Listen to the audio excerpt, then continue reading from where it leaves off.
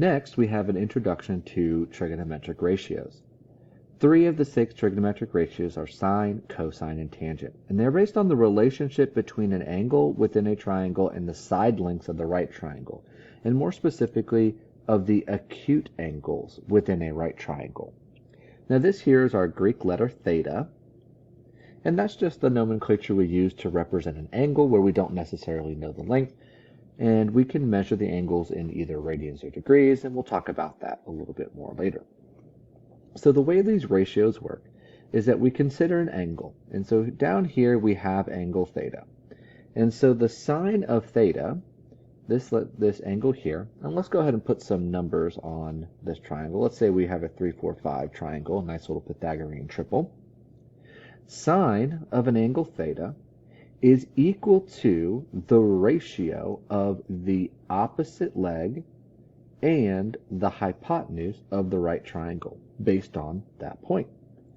And so for here, with this angle theta, the opposite leg is BC, which we've associated with the side length of 4, and our hypotenuse, AB, which is a side length of 5. So sine of theta equals 4/5. And so that is true for any triangle that happens to have the same angle measurement as theta in this triangle, whether we scale it up larger or smaller. We know that we could have a similar triangle, and let's pretend that we actually scale this up a little bit. And so we have a similar triangle. Angle theta is the same.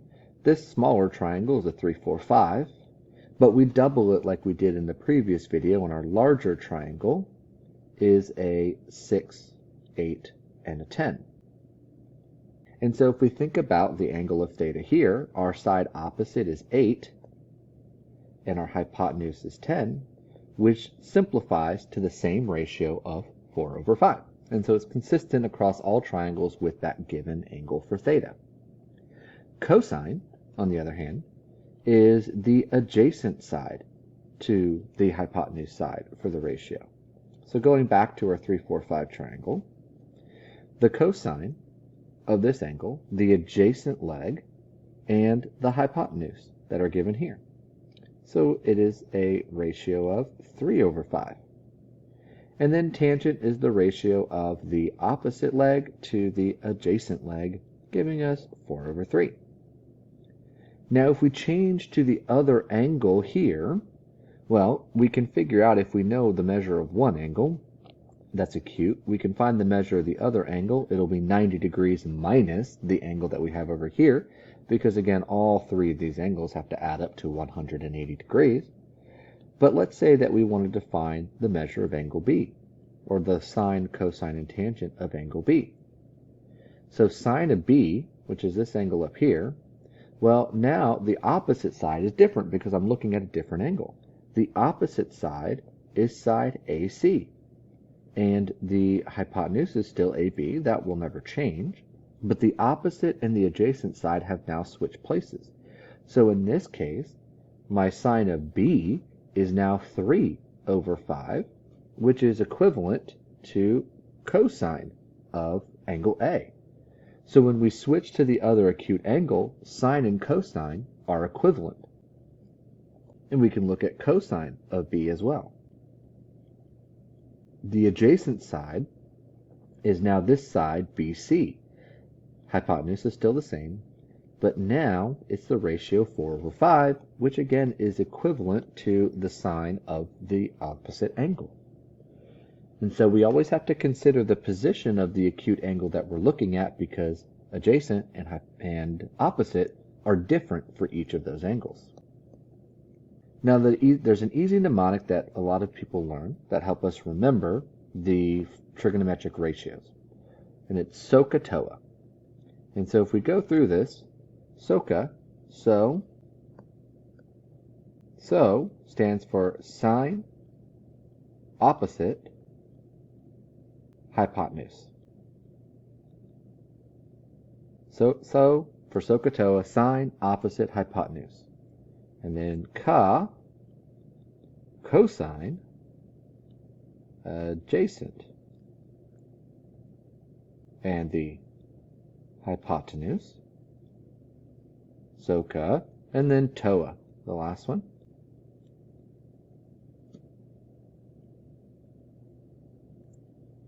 Tangent equals opposite divided by the adjacent. SOH, sine opposite hypotenuse, cosine adjacent hypotenuse, tangent opposite adjacent. These ratios are, again, as I've shown, are constant for any given angle measurement, which means corresponding angles in similar triangles will have the same sine, cosine, and tangent. Therefore, if we can calculate the trigonometric ratios in one triangle, we can apply those ratios to any similar triangles. So here in this figure, we've given a triangle ABC, that's a 3, 4, 5 triangle, and we want to find tangent of angle F. So we have to consider, well, what is the corresponding side or corresponding angle? So angle F is congruent to angle C in these two diagrams. So tangent of F, because they're similar triangles, is congruent and equal to tangent of C. So if we can find tangent of C, then we've found tangent of F. Well, tangent is the ratio of the opposite side divided by the adjacent side. When we look at angle E, our opposite side is a side length of 4. Our adjacent side is a side length of 3. So tangent of C equals 4/3. Therefore, tangent of F also equals 4/3. We can also be given the ratio for a triangle and use the idea of similar triangles to find out a missing side length. So here we have a triangle with a side length 8. And we know that the tangent of C, this angle down here, is 4/7. We want to find the length of side AC down here. Well, what we could do is imagine a similar triangle inscribed in here with the side lengths 4 and 7 for tangent, an opposite side of 4 and adjacent side of 7. Since these triangles are similar, we have a proportional relationship. Side length 4 corresponds to side length 8, while side length 7 corresponds with all of AC, which is our unknown. So we can use our proportional relationship to solve, and we get an x that has to be 14. We can also see that the proportional side is twice the length, so we know that x is going to be twice the length of 7. In a right triangle, one angle measures x, where cosine of x equals 5/13. We want to find the value of sine of 90 degrees minus x. Now this goes into a concept known as a fundamental identity, but we can think about it again in a much more logical and straightforward fashion rather than having to remember an identity if we're not familiar with it. So if I have a right triangle here, and we have an angle that's measured of x, if we want to think about the other angle within the triangle, well, remember all of the angles have to add up to 180 degrees. So if I wanted to find the measure of this angle over here, well, I would have to take 180 minus the right angle that we have down here and the angle x, and that would give me the measure of this angle here. Well, if we simplify this a little bit, 180 minus 90 is just 90. Well, if the measure of this angle is 90 minus x, and they're asking for the sine of 90 minus x, they're asking for the sine of this angle up here that is opposite the angle that we're given. And so we can use that information to our advantage. And so here we're given the cosine, which means the adjacent side to angle x is 5, and the hypotenuse is 13. We could use Pythagorean theorem or recognize it's a Pythagorean triple to fill in this missing side, but we actually don't need it for this problem because sine relies on the opposite and the hypotenuse. Well, what's adjacent to this angle is the opposite to this angle. So the sine of 90 minus x, which again is the opposite over the hypotenuse, well, the opposite to that angle is 5/13.